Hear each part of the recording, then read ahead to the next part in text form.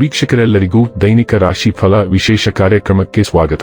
ಇವತ್ತಿನ ಈ ವಿಡಿಯೋದಲ್ಲಿ ನಾವು ವರ್ಷ 2026ರ ಮೇ ತಿಂಗಳಿನ 20ನೇ ತಾರೀಕಿನ ದಿನದನು ರಾಶಿಯ ಫಲಗಳನ್ನು ತಿಳಿದುಕೊಳ್ಳಲಿದ್ದು, ಈ ದಿನದನು ರಾಶಿಯ ಜಾತಕದವರ ಪಾಲಿಗೆ ಹೇಗೆ ಸಾಬೀತಾಗಲಿವೆ, ಈ ದಿನ ಗ್ರಹ ನಕ್ಷತ್ರಗಳ ಸ್ಥಿತಿಗತಿಗಳೇನು ಮತ್ತು ಇಲ್ಲಿ ಉಂಟಾಗಲಿರುವ ಯೋಗಗಳ್ಯಾವುವು, ಈ ಯೋಗಗಳ ಪ್ರಭಾವ ನಿಮ್ಮ ಮೇಲೆ ಹೇಗೆ ಕಾಣಿಸಿಕೊಳ್ಳಲಿದೆ, ಜತೆಗೆ ಈ ದಿನಗಳಂದು ನೀವು ಹೊಂದಿರಬೇಕಾದ ಎಚ್ಚರಿಕೆ ಏನು ಅನ್ನೋದೆಲ್ಲವನ್ನ ವಿಸ್ತಾರ ರೂಪದಲ್ಲಿ ಇಲ್ಲಿ ತಿಳಿದುಕೊಳ್ಳೋಣ.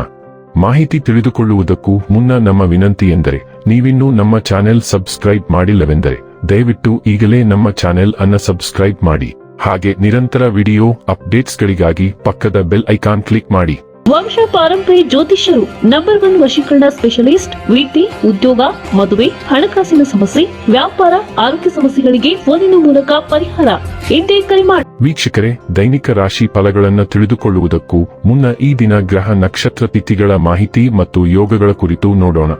ಈ ದಿನವು ಬುಧವಾರದ ದಿನವಾಗಿರಲಿದ್ದು, ಜ್ಯೇಷ್ಠ ಮಾಸದ ಶುಕ್ಲ ಪಕ್ಷದ ಚೌತಿಯ ತಿಥಿ ಇರಲಿದೆ. ಚೌತಿ ತಿಥಿಯು ಈ ದಿನ ಬೆಳಿಗ್ಗೆ 11:06 ಇರಲಿದ್ದು, ನಂತರದಲ್ಲಿ ಪಂಚಮಿ ತಿಥಿ ಪ್ರಾರಂಭವಾಗಲಿದೆ. ಜತೆಗೆ ಈ ದಿನ ಬೆಳಿಗ್ಗೆ 6:11 ಆರಿದ್ರ ನಕ್ಷತ್ರದ ಗೋಚರವಿರಲಿದ್ದು, ನಂತರದಲ್ಲಿ ಪುನರ್ವಸು ನಕ್ಷತ್ರದ ಗೋಚರ ಪ್ರಾರಂಭವಾಗಲಿದೆ. ಜತೆಗೆ ಈ ದಿನ ಮಧ್ಯಾಹ್ನದ 2:10 ಶೂಲ ಹೆಸರಿನ ಯೋಗ ಇರಲಿದ್ದು, ನಂತರದಲ್ಲಿ ಗಂಡ ಹೆಸರಿನ ಯೋಗ ಪ್ರಾರಂಭವಾಗಲಿದೆ.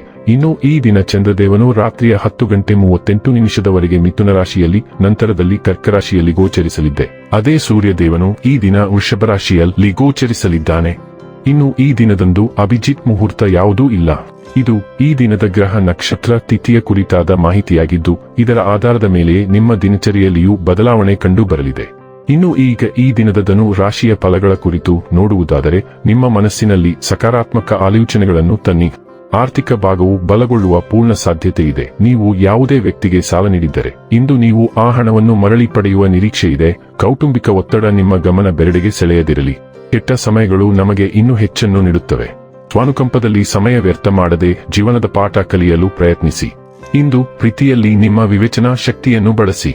ಉನ್ನತ ಮಟ್ಟದಲ್ಲಿ ಕೆಲಸ ಮಾಡುವ ಕೆಲವರಿಂದ ಸ್ವಲ್ಪ ವಿರೋಧ ಬರಬಹುದಾದರೂ ಶಾಂತವಾಗಿರುವುದು ಮುಖ್ಯ. ಯಾವುದೇ ಪರಿಸ್ಥಿತಿಯಲ್ಲಿ ನೀವು ನಿಮ್ಮ ಸಮಯದ ಬಗ್ಗೆ ಕಾಳಜಿ ವಹಿಸಬೇಕು. ನೀವು ಸಮಯದ ಆರೈಕೆ ಮಾಡದಿದ್ದರೆ ಇದರಿಂದ ನಿಮಗೆ ಮಾತ್ರ ಹಾನಿಯಾಗುತ್ತದೆ. ಈ ದಿನ ನಿಮ್ಮ ಜೀವನದ ವಸಂತದ ಹಾಗೆ ಪ್ರೀತಿಪೂರ್ಣ. ಇಲ್ಲಿ ಕೇವಲ ನೀವು ಮತ್ತು ನಿಮ್ಮ ಸಂಗಾತಿ ಮಾತ್ರವಿರುತ್ತೀರಿ. ನೀವು ಸ್ವಭಾವತಃ ಸರಳರಾಗಿರುವುದರಿಂದ ಕೆಲವೊಮ್ಮೆ ಸಂಕೀರ್ಣ ಸಂಬಂಧದ ಸಮಸ್ಯೆಗಳನ್ನು ನೀವು ತಪ್ಪಾಗಿ ನಿರ್ವಹಿಸುತ್ತೀರಿ.